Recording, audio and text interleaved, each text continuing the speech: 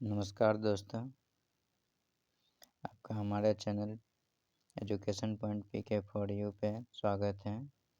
आज हम इस वीडियो में सीखेंगे एसएससी का इंग्लिश पेपर जो 2014 में पूछा गया है, उसका प्रैक्टिस सेट बनाएंगे। तो आइए चलते हैं बिना किसी देरी के क्वेश्चन नंबर फर्स्ट पे।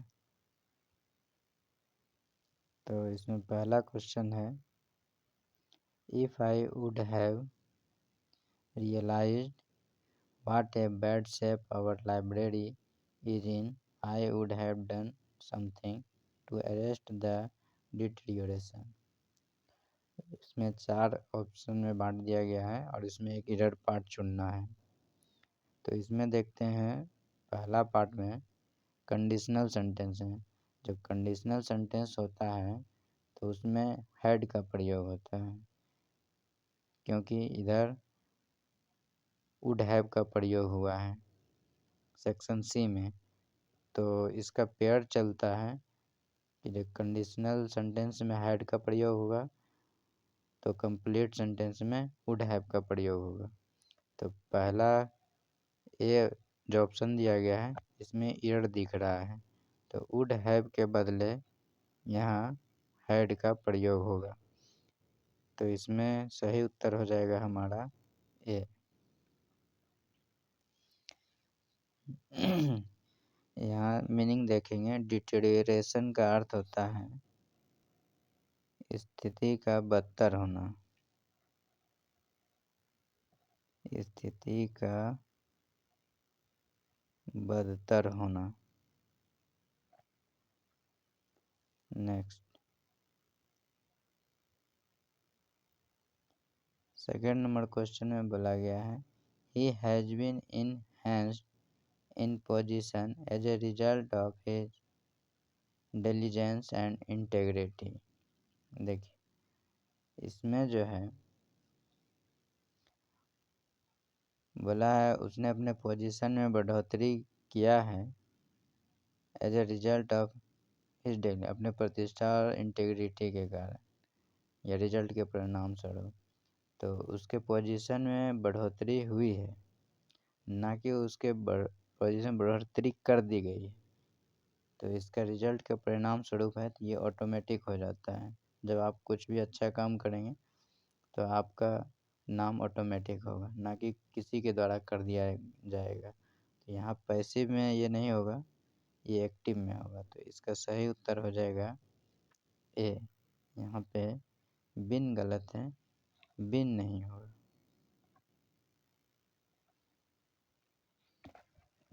चलते हैं नेक्स्ट सवाल की ओर।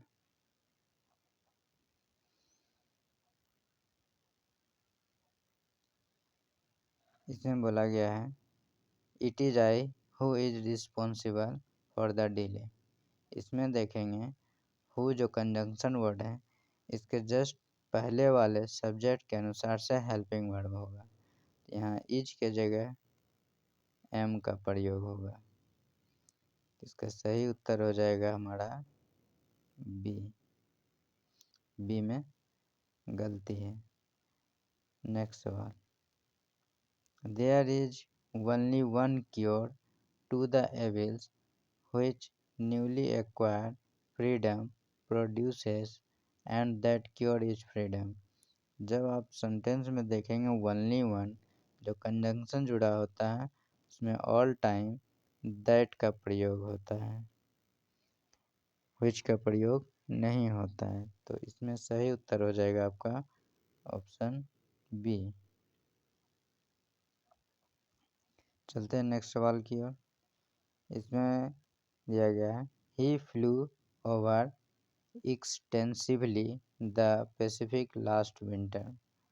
तो यहाँ देखिए पहले ही सब्जेक्ट दिया गया है, उसके बाद वर्ब आया है, वर्ब के बाद एडवर्ब आता है।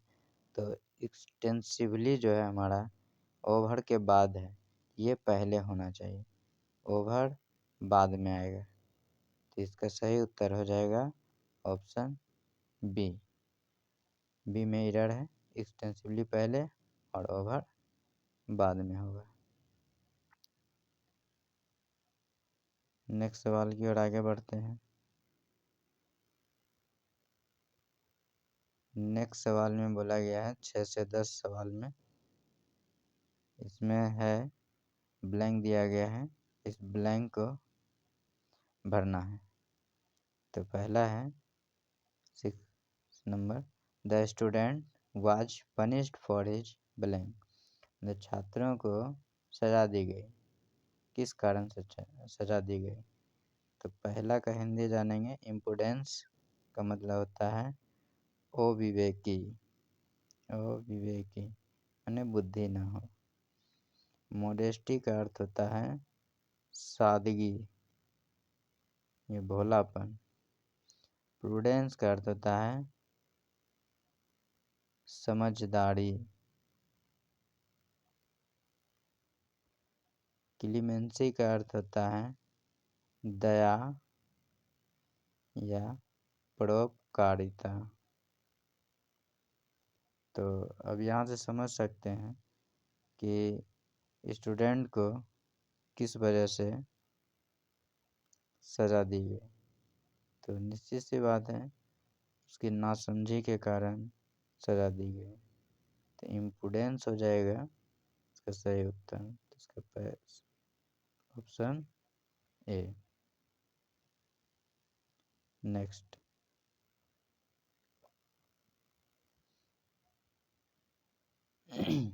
My father was too blank to push the heavy door। तो इसमें पहला ऑप्शन है फेंट। फेंट का अर्थ होता है हल्का या बेहोश या मूर्छापन। फ्रेजाइल माने होता है कमज़ोर। फॉल्टरिंग माने होता है लड़खड़ा कर चलना, लड़खड़ा कर चलना। तो यहाँ क्वेश्चन में माय फादर वाज टू क्या हो जाएगा, फिबल अर्थात कमज़ोर है, क्योंकि बक्सा भारी बक्सा को धकेल नहीं सकते। इसका सही उत्तर हो जाएगा हमारा option B. Next, the flood damage the books so much that it was impossible to blank them. मतलब फ्लड के कारण बुक ऐसा क्षति हो गया कि इसको पुनः दोबारा स्थिति में लाना असंभव है। दोबारा स्थिति में लाने के लिए रिट्राइव होता है। तो इसका सही उत्तर हो जाएगा ऑप्शन नंबर ए, रिट्राइव। नेक्स्ट,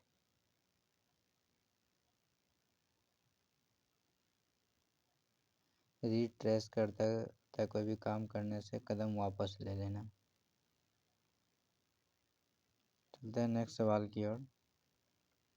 इसमें बोला है his bungalow went through a make. उसका बंगला की क्या ज़रूरत है। तो क्षतिपूर्ति की ज़रूरत है। तो हो जाएगा makeover, option number C. Makeup का अर्थ होता है साजो श्रृंगार का सामान, तो वो तो होगा ना, मेक ओवर होगा क्षतिपूर्ति करना। चलते हैं नेक्स्ट सवाल की ओर। 10 नंबर सवाल, this auspicious beginning blank well for a successful completion of our project. तो यहाँ देखेंगे वेल फॉर है शुभ संकेत। यहाँ आंसर हो जाएगा हमारा औगर। ठीक है, औगर वेल फॉर मैंने शुभ संकेत देना। आंसर होगा ना आर्ग्यू बहस करना, एटून में होता है संकेत देना।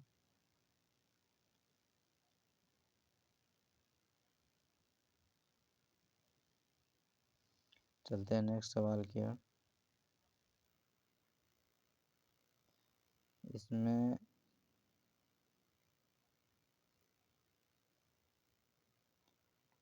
चार ऑप्शन दिया गया है जिसमें सिमिलर वर्ड चुनना है। तो परसिस्ट का अर्थ होता है जारी रखना, किसी भी काम को जारी रखना। तो इसका सही उत्तर हो जाएगा इंसिस्ट। इसका भी सेम अर्थ होता है। लीव का अर्थ होता है छोड़ना, ये नहीं हो पाएगा। इसका सही उत्तर होगा इंसिस्ट। रेसिस्ट मीन्स होता है रोकना।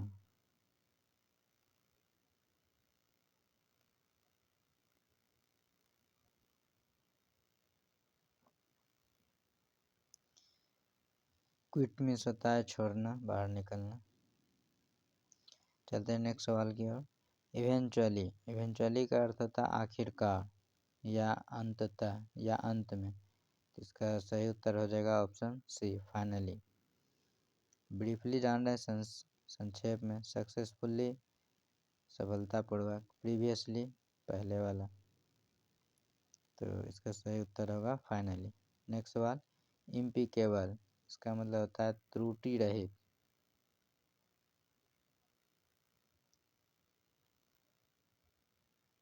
त्रुटि रहित मतलब दोष ना हो। तो इसका सही उत्तर हो जाएगा फ्लॉलेस। चलते हैं नेक्स्ट सवाल की ओर।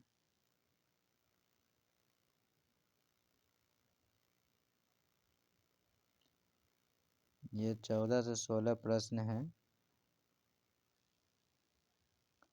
जिसमें बताना है कि कौन सा वर्ड अपोजिट है।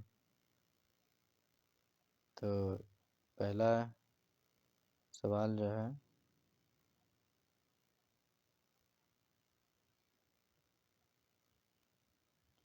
वो हमारा है प्रीडायलेक्शन, मतलब काम के प्रति रुचि होना, ने पसंद करना। तो इसका अपोजिट हो जाएगा हमारा एवर्सन, नापसंद। एवर्सन का अर्थ होता है ना पसंद। प्रीडायलेक्शन का अर्थ होता है रुचि रखना या पसंद करना।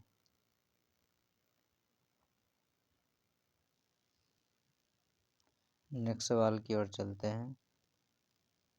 पोम्पस में होता है गर्वित, जिसको बोलते हैं घमंड।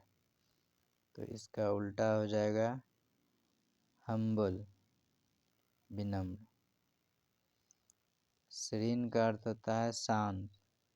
शांत का उल्टा क्या हो जाएगा? रफल्ड, ने उत्तेजित। उत्तेजित। सीरीन का अर्थ होता है क्या? शांत। नेक्स्ट,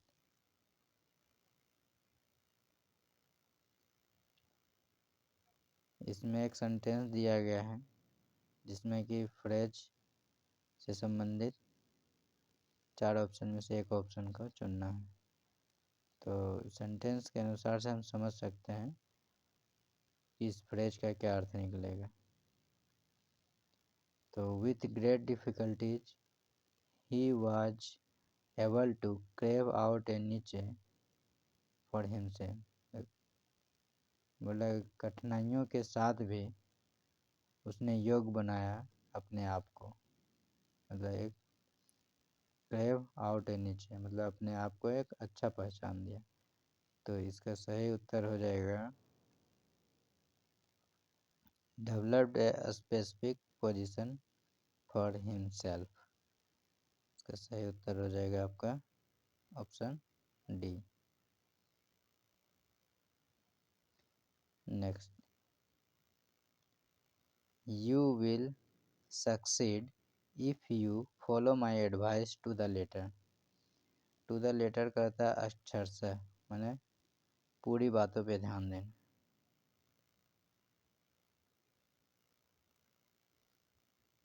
अक्षर से। तो इसका सही उत्तर हो जाएगा इन एवरी डिटेल। नेक्स्ट सवाल, एक critics work is to read between the lines, मतलब बिटवीन द लाइन्स का अर्थ होता है कि कोई भी चीज़ पढ़ते हैं तो उसका इनर पार्ट से हम अच्छी जानकारी लें, ठीक है, मतलब अच्छी तरह से समझना उसके गूढ़ अर्थ को। इसका सही उत्तर हो जाएगा ऑप्शन सी। 20 नंबर सवाल में देखेंगे, where discipline is concern I put my foot down, मतलब जब डिसिप्लिन विचाराधीन है तो वहाँ पे हम मजबूत स्टैंड लेते हैं। यहाँ हो जाएगा take a firm stand, option number A.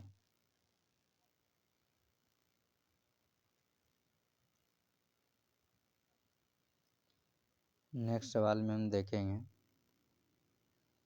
The convict claim innocence and stood his ground in spite of the repeated accusation, मतलब आरोपी जो है इनोसेंट था और वो खड़ा हो गया, स्टूड हिज ग्राउंड, तो इस खड़ा हो गया नहीं, इसका अर्थ होगा कि अपने आप को समर्पण करने से रोकना, तो रिफ्यूज टू इल्ड हो जाएगा इसका सही उत्तर, जो कि ऑप्शन डी में है, और अपने आरोप को रिपीट किया। स्टूड हिज ग्राउंड का अर्थ हो गया यहाँ पे परहेज में रिफ्यूज टू इल्ड, मतलब आत्मसमर्पण करने से रोका। नेक्स्ट सवाल की ओर चलेंगे, बोला जा रहा है इसमें कि अंडरलाइन पार्ट में गलती है उसको इम्प्रूव करना है। तो क्वेश्चन है, why should you be despair of your success of your undertaking, इसका सही उत्तर हो जाएगा ऑप्शन नंबर ए, क्योंकि यहाँ पे पैसिव बना दिया गया है जो कि पैसिव नहीं होगा।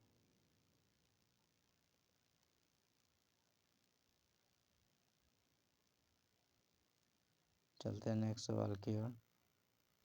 As Rees was going to town in the high street a savage dog attacked him and beat him, Rees market शहर जा रही थी, एक कुत्ते ने हमला किया और गली में काट लिया।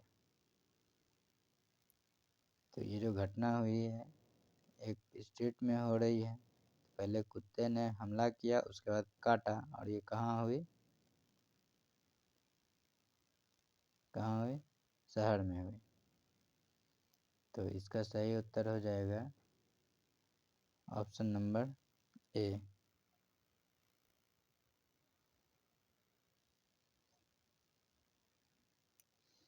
Next, something is pretty here, और ये क्वेश्चन अनकम्प्लीट है।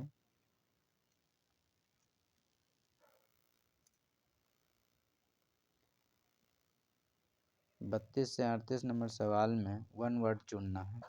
इसमें बोला गया पहला जो ऑप्शन है पेंथेज, मोनोथेज, पॉलीथेज, एंथेज।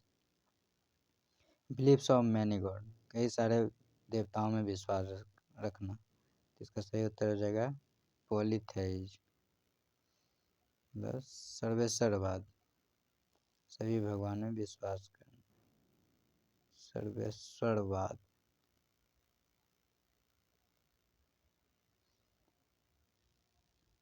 ठीक है, मोनोथेज में होता है एक भगवान में विश्वास करना, जिसको कहते हैं एकेश्वरवाद,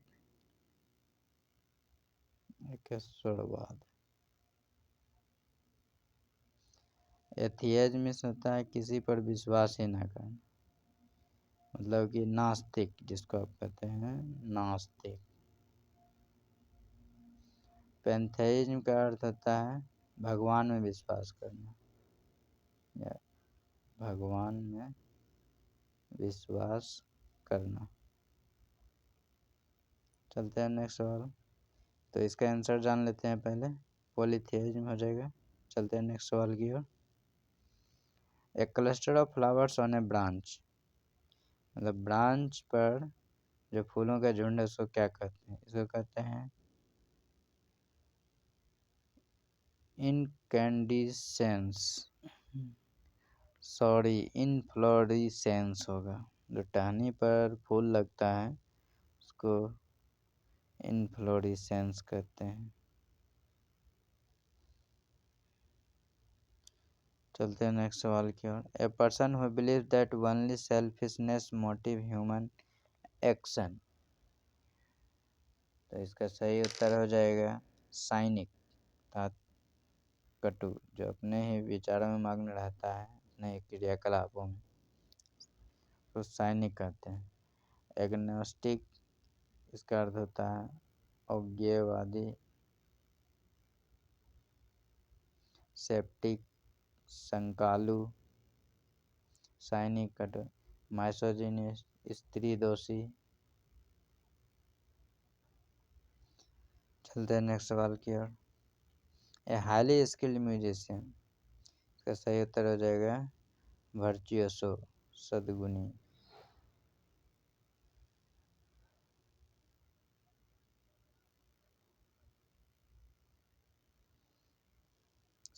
बी।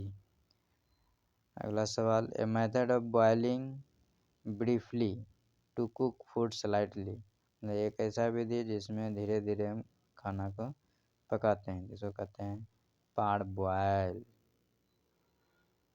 स्टीम मैंने भाप होता है। स्वेट मीन्स होता है तलना। बेक मीन्स होता है पकाना। पार बॉयल में हल्का हल्का पकाना। तो इसका सही उत्तर हो जाएगा option D. Next. The group specially in the arts regarded as being the most experimental, सही उत्तर हो जाएगा इवेंट ग्रेड।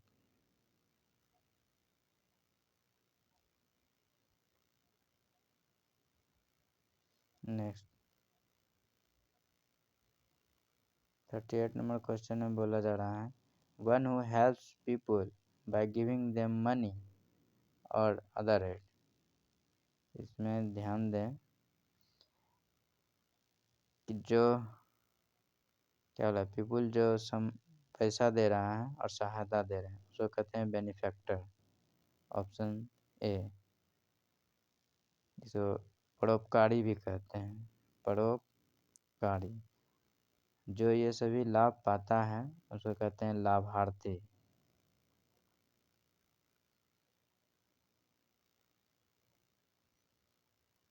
इसका सही उत्तर रहा ए नंबर ऑप्शन। नेक्स्ट सवाल की ओर चलेंगे। टाइकून का अर्थ होता है कोई बहुत बड़ा व्यवसायी। पेट्रियट में देशभक्त। अगला सवाल है, 4 ऑप्शन है तो इसमें गलत मीनिंग डाला गया है, तो इसमें से एक सही मीनिंग है जिसको भी ढूंढना है। तो प्लेबियन का अर्थ होता है निम्न वर्ग।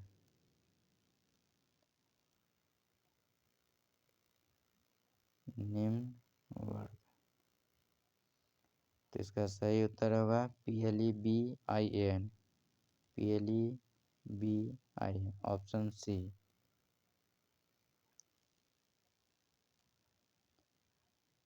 40 नंबर सवाल में जाएंगे। सराउंडिंग्स, इसका सही ऑप्शन हो जाएगा SCROUNDING, ऑप्शन बी। ये सारे सवाल खत्म हो गए। हम अगली वीडियो में मिलेंगे एक नए सेट के साथ। ये सेट दूसरा था जो कि SSC एग्ज़ाम 2014 में हुआ था। अगर आपको हमारा वीडियो अच्छा लगता है तो हमारे चैनल को सब्सक्राइब करें, और आपसे हम एक नए वीडियो के साथ मिलेंगे। Thank you.